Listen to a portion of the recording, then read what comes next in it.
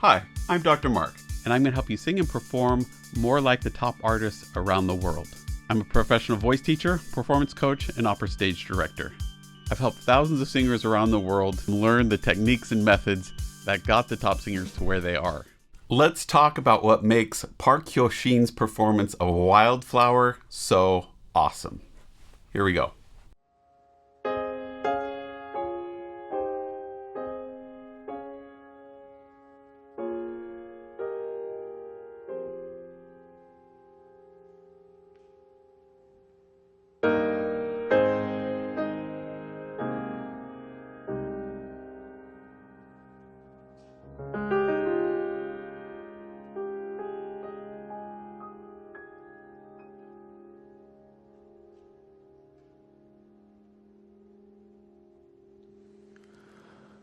하얗게 피어난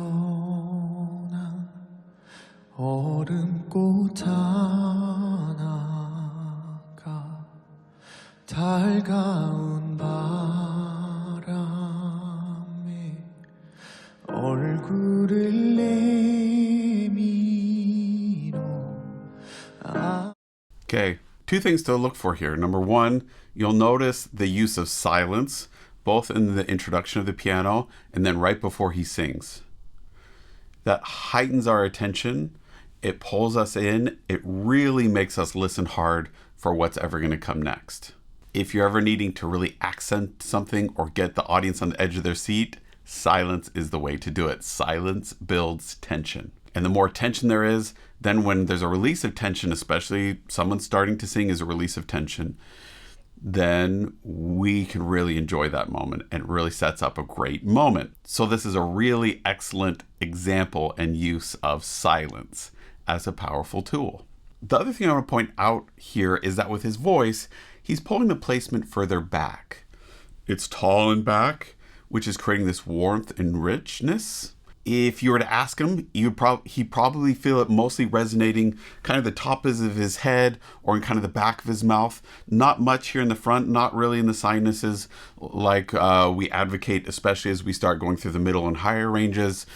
He's keeping it really warm, relatively soft, kind of aspirate.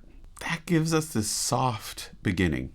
It gives us this sound that we can kind of ease into, that is not harsh on the ears, that's just really simple and easy to listen to. He can get away with it, A, because he's got a mic, B, because there's nothing really happening underneath him. It's really simple. So the choice of piano and voice here is really helpful in that it allows him to get that soft, that quiet, and it makes it feel really intimate and makes us really listen and also feel really sympathetic towards the singer or performer who's on stage in a sitting position, non-threatening, and solo spot. There's just one place to look. It is a way to really hyper focus in this moment.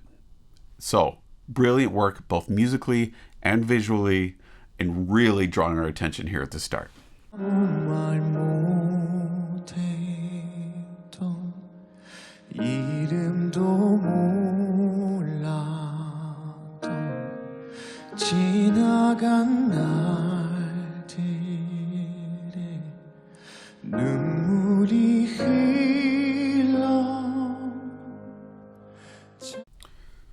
Breath is really consistent. We don't see any tension here in the jaw. He's keeping it really speech-like, just saying the words. Keeping release in the jaw. It's not tight, and it's open in there, but not a huge opening here in front. He's just keeping it really simple. Again, that's leading to it feeling really intimate, really authentic, and really genuine. And it's gorgeous. Really beautiful sound.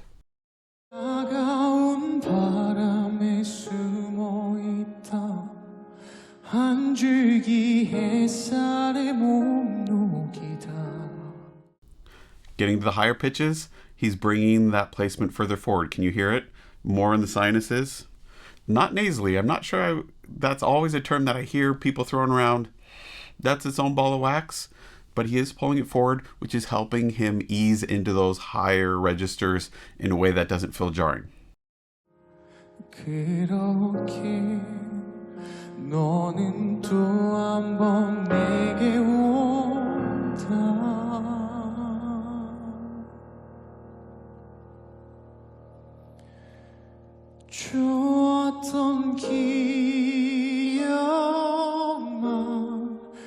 그리운 마음아 네가 떠나간 그 길 위에 이렇게 남아. On these higher notes, can you hear how lean that sound is? Meaning it's not big and beefy. He's keeping it really narrow. He's not pushing it. He's not forcing the high notes. He's just using that same consistent little stream of air that's letting him just float up there on top. It still sounds relatively clean and clear. It's a gorgeous sound. It is really lovely. And his face is relaxed. It's open. It seems vulnerable and authentic and genuine. These are all the things that we're looking for in a really awesome performance. So far, I'm floored by what I'm seeing. Even though visually it's relatively simple, it still is absolutely gorgeous. I also really love the coat and shirt ensemble. The black creates a nice little frame around his face. The black in his shirt ties it into the black in the jacket. The white in the jacket keeps it from being too formal, too stiff, gives it some visual interest. And that also accentuates kind of his white hair in this moment. And it kind of all ties into this really visually stunning aesthetic. It's really, really gorgeous. So, excellent. 서 있다 잊혀진 만큼 괜찮을 만큼만 눈물 머금고 기다린 떨림 끝에 다시 나를. It's really interesting to hear what he's doing. As he goes to the middle and higher, you'll hear his vibrato speed up a bit. There's a reason for that. It's to be able to hit those middle higher notes, that air's got to be moving really fast. It sounds like when he goes in the lower register that his breath slows down. The vibrato also gets a little slower. And as he goes higher, it speeds up and gets a little faster. So what can you learn from that? Well, what you can learn is, as you're going through that middle higher range, pay attention to that vibrato. Are you allowing it to be there? And the whole vibrato discussion is for a different day, different video, but it can be a valuable tool that if it's there and you allow it to be there, it's a sign that things are working relatively efficiently and well. And so as we're going up, if you imagine that you're keeping that vibrato really nice, fast, and shimmery, and it's not getting heavy or really big and wobbly, that could be something that helps you negotiate that transition in the passaggio and lets you get a little bit higher in a way that's easy and isn't forced or pushed. So give it a try. See what happens.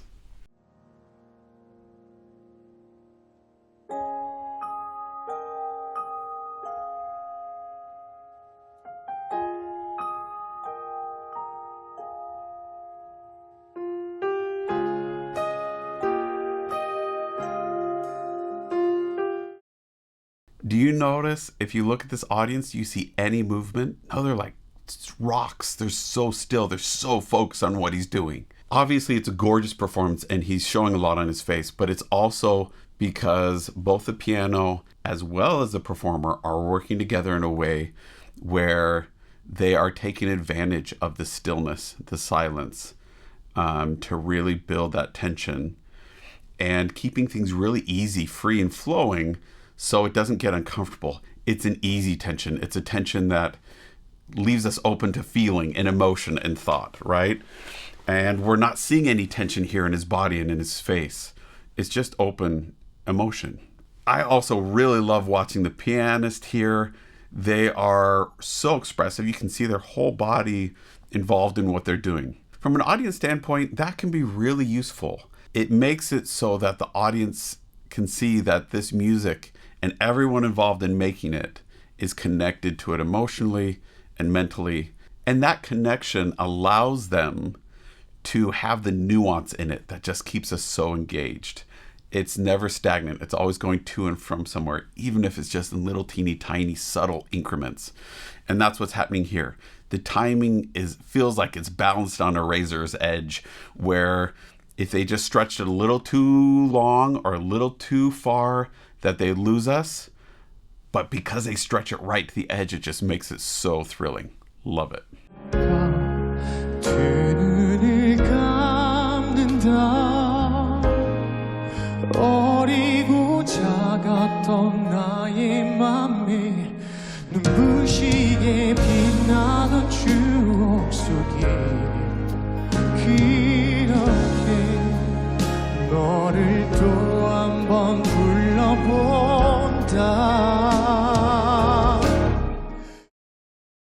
Again, such a gorgeous, easy sound.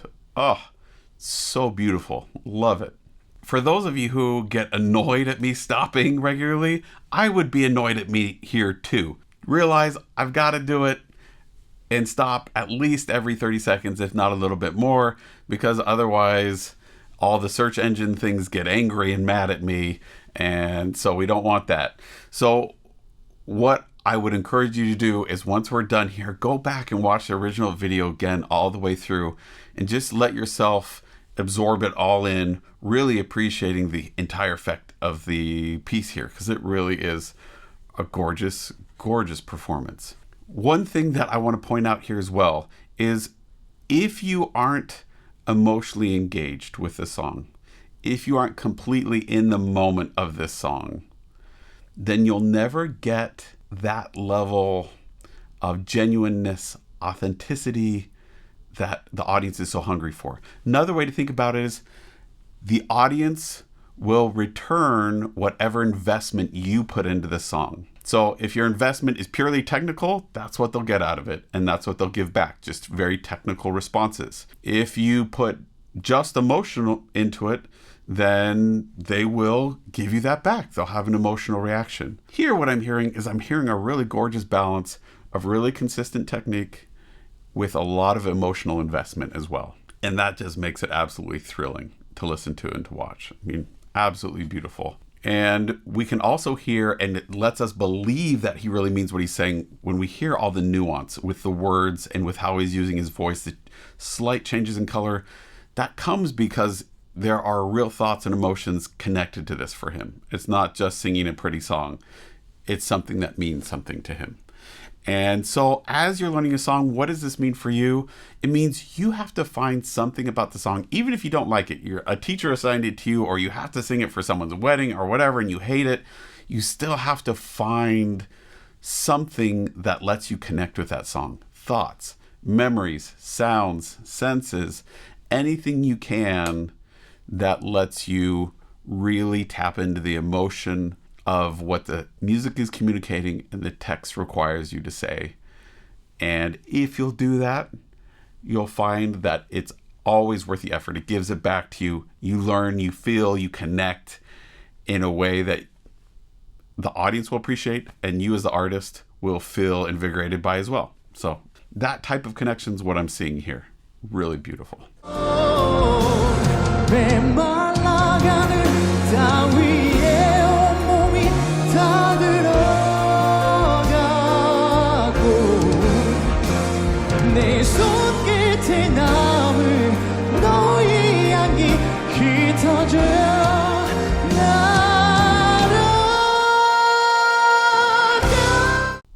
Now, you'll notice he went up to those two notes. He didn't push at it. Really important. Most people, they think higher note, push harder. It's emotional. I gotta push harder. I gotta grab and don't do it. Don't do it. He's keeping it really balanced. He's keeping the airflow moving really consistently. It probably feels really whiny to him, but out here, it's a really gorgeous, easy sound. It still sounds emotionally more intense as he's going up, just because the pitch alone will add emotional intensity and weight to it. So don't discount that. Allow yourself to keep that vocal ease there in place. Now, we're wondering where he's going to go next with these higher notes. You can already see here that he's gearing up with a little bit more intensity here in his neck, jaw, and face here. Not sure how much is emotional intensity yet and how much is going to translate to the voice. Let's see.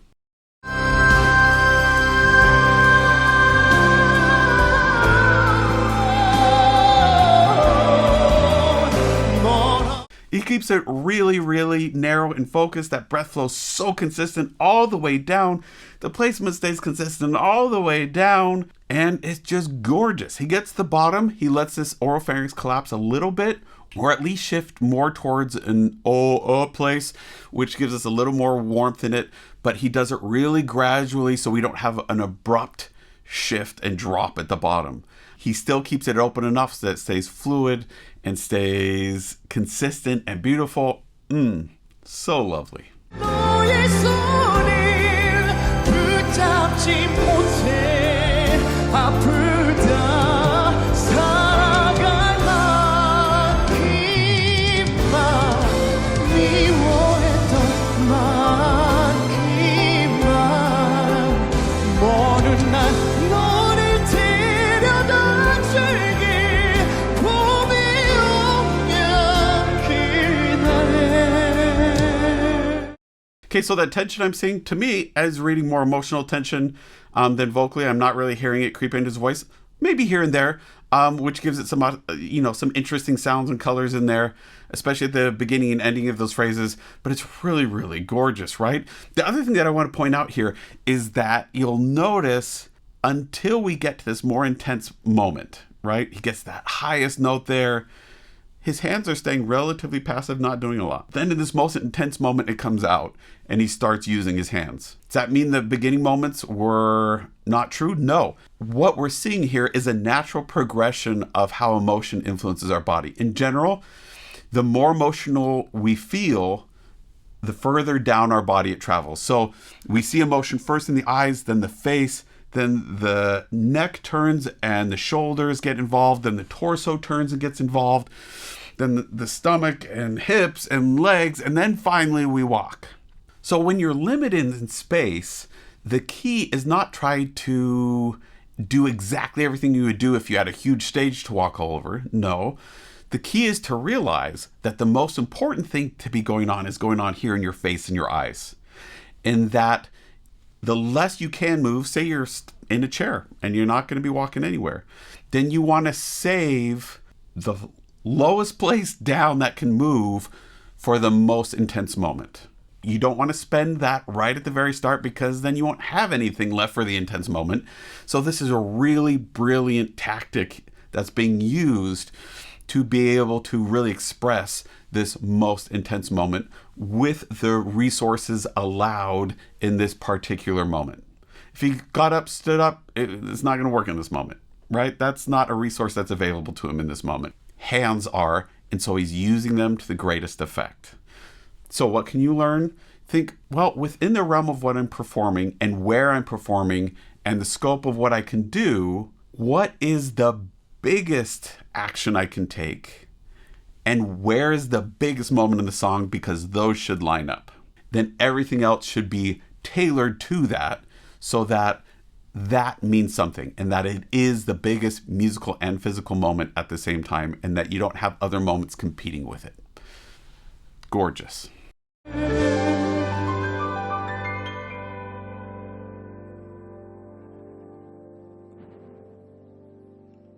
나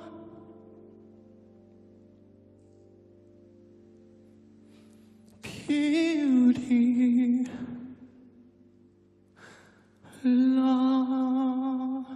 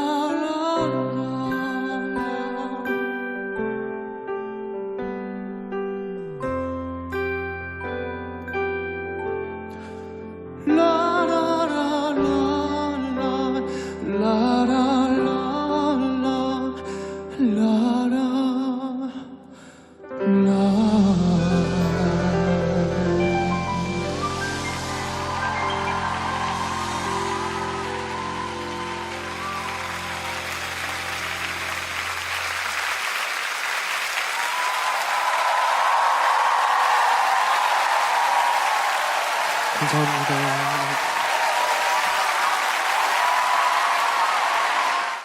Audience loves it. They love him. Why? For a lot of reasons, I'm sure. But he just gave them a tremendous gift of really opening himself up and being completely vulnerable, offering his soul to the audience so they could see into the softest, most tender parts of who he is. It's a real gift. We don't get to experience that very often in everyday life. At least most people seem to not have that as a regular everyday experience. If you do, you're lucky, and that's an amazing thing that you have. If not, to me, this is the real gift performers can give their audiences in the world, is that feeling of connection, that if you can be vulnerable and show that to the audience, that allows them, at least in that moment, to be vulnerable too and to feel with you, because we're empathetic creatures, right? And hopefully that lets them be more vulnerable and open in positive ways to the people around them. And that hopefully then has a chain effect down and down and down, so that these performers who are engaging with a huge audience and still inviting them each into their personal circle can create a really huge ripple effect across large populations. And to me, that's really exciting. That is something that is worth pursuing and supporting and being a part of. And I'm excited to go back and watch this and listen to it without me having to stop and talk about it, because it was gorgeous. I found myself just wanting to just get myself lost in this performance. And so what can you learn from this? Well, a lot. But hopefully the biggest thing is to practice letting yourself be vulnerable, showing those squishy, sensitive innermost parts of yourself to the people around them, you sharing those in ways that are safe, that can be validated and returned to you. And I think this is one of those performances that will change people for years to come. So it was awesome. Don't forget to click like and subscribe. You can find me on Wizio.com. If you want to send me a short clip for me to react to and give you specific feedback on, I would be happy to do that there. If you want a voice lesson, a performance coaching, or want me to work with you or your group to help you sing easier or perform at a consistently higher level, you can book a time with me at mrperformingartsstudio.com. And if for some reason there's not a lesson time open and available to you that works for you, feel free to reach out to me via email at that same web address. Look forward to working with you online. See you next time.